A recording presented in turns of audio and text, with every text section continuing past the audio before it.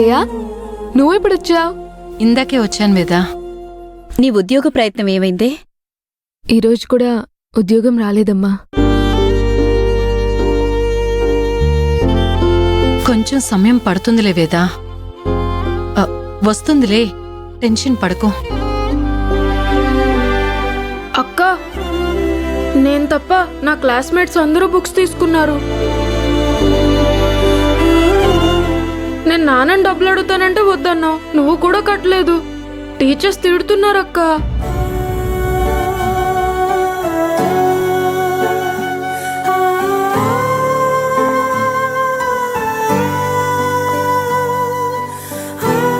టీచర్తో మాట్లాడి 2 రోజులు టైం తీసుకుంటానన్నావు కదా వేదా. ఈరోజు మాట్లాడడానికి వీలు కాలేదమ్మా, రేపు మాట్లాడతాను. మాట్లాడడం కాదక్క, నాకు బుక్స్ కావాలి. రే రే ఎప్పుడీ మాట్లాడాలో అడగాలో తెలీదా? నేను చూసుకుంటానని చెప్పాను కదా, పదా.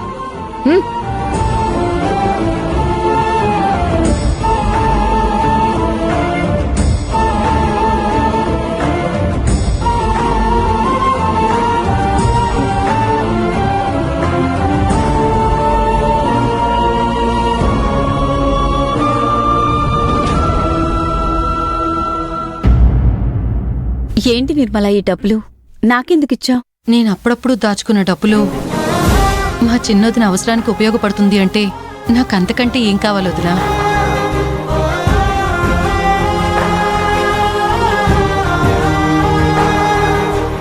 అవునొదినా, కష్టం వస్తే అండగా లేనప్పుడు ఆడబడుచనే బంధానికి అర్థం ఏముంది? ఒక మనిషిగా నాకంటూ విలువే ఉంది. అయ్యో వదినా, ఆ కన్నీళ్ళేంటి?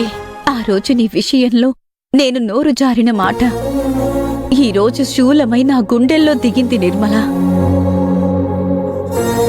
ఆవేశంలో నీ కుటుంబం నా భర్త మీద ఆధారపడి బ్రతుకుతున్నారని అందరి ముందు నిన్ను చులకన చేసి మాట్లాడాను. కానీ అదే ఆడపడుచు నా కష్టాన్ని తన గుండెల్లో పెట్టుకొని అండగా ఉంటానంటుంటే బాధనిపించింది నిర్మల. వదినా, నువ్వు పెద్దొదినా నన్నెప్పుడైనా ఆడపడుచులా చూశారా? తోడబుట్టిందాన్లా చూశారు. ఆ రోజు అప్పుడున్న పరిస్థితుల్లో నువ్వు ఆవేశంగా ఉన్నావు, ఒక మాట అన్నావు. అయినా వదినగా నువ్వు అనకూడదా, నేను పడకూడదా?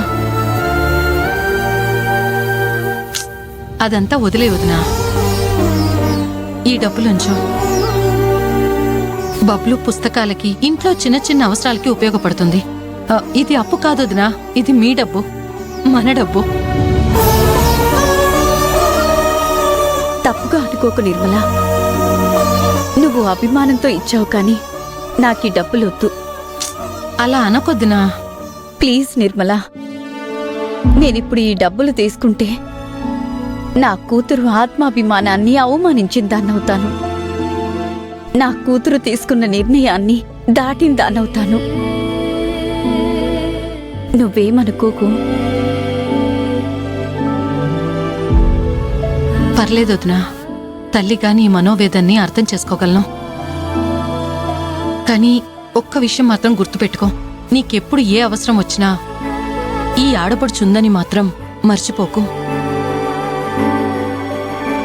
వస్తానొదినా.